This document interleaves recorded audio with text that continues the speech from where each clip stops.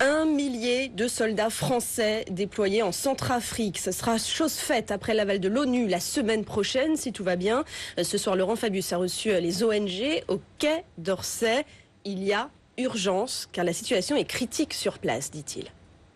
J'ai eu cet après-midi le secrétaire général des Nations Unies, M. Ban Ki-moon. Il m'a confirmé que la semaine prochaine, les Nations Unies se verraient soumettre une résolution sous chapitre 7, comme l'on dit, et qui permettra aux forces africaines et aux éléments français, si nécessaire avec des appuis européens, de pouvoir agir pour que cette situation de non-droit et humanitairement catastrophique soit rétablie. Les ONG sont évidemment très inquiètes face à la dégradation de la situation sur place. On en parle dans un instant avec notre invité Antoine Petitbon de la Croix-Rouge. Bonsoir et merci, restez avec nous. On va faire un point sur la situation là-bas puisque cette crise humanitaire menace 4 600 000 personnes. Mais pourquoi cette crise et ces affrontements entre chrétiens et musulmans? BFM TV s'est rendu en Centrafrique le mois dernier, un pays au bord du chaos. Reportage Quentin Bollier, Guillaume Couder avec Fabien Crombé. Michel Djotodia, acclamé dans les rues de Bangui en mars dernier. L'ancien chef des rebelles musulmans de la Seleka vient de réussir son coup d'État. Il ravit le pouvoir au chrétien François Bozizé, marquant aussi le début de violences et d'exactions quotidiennes dans ce pays où chrétiens, majoritaires et musulmans vivent côte à côte au cœur du continent africain. Un pays un peu plus grand que la France, situé dans une zone de tension avec le Tchad, le tout récent Sud-Soudan et les deux Congos. BFM TV s'y est rendu le mois dernier pour constater l'absence totale de contrôle du pays. 2 milices terrorisent la population.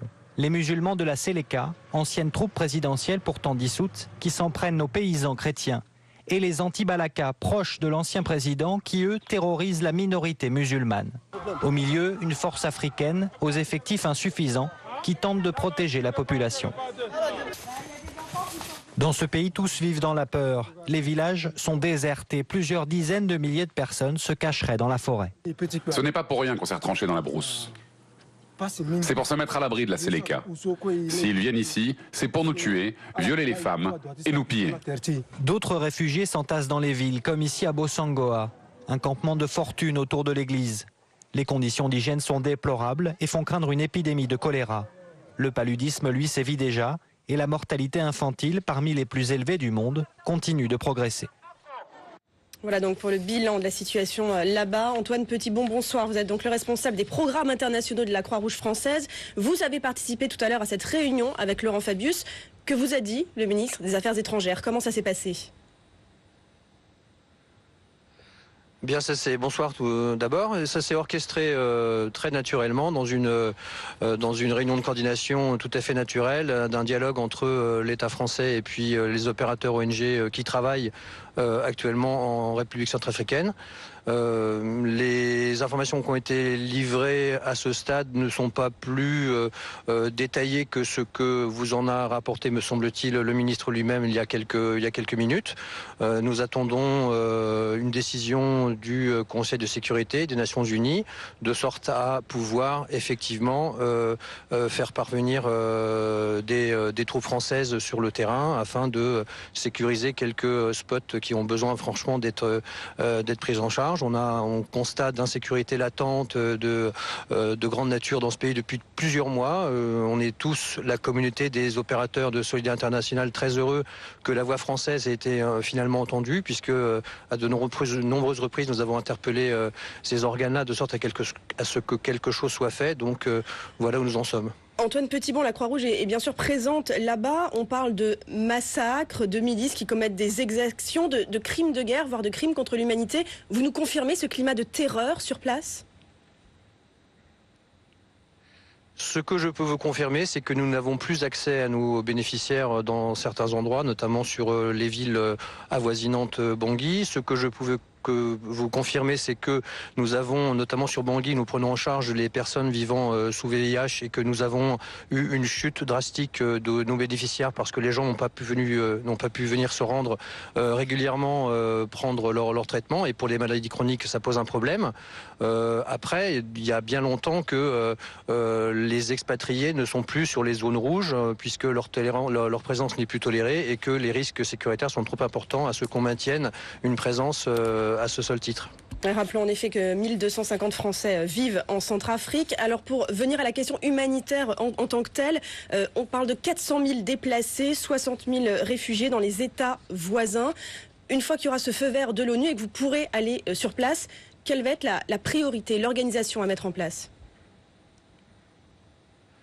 Bien, écoutez, si de fait on arrive à sécuriser l'accès aux bénéficiaires et que les personnes qui ont dû se déplacer naturellement dans le pays et hors le pays peuvent réintégrer leur parcelle, leur territoire, leur village, les premières choses qui vont être menées, ce sont des évaluations précises sur la nature des besoins. On peut imaginer qu'on a des besoins économiques importants puisqu'on a eu une pression économique importante faite par les milices qui se sont un peu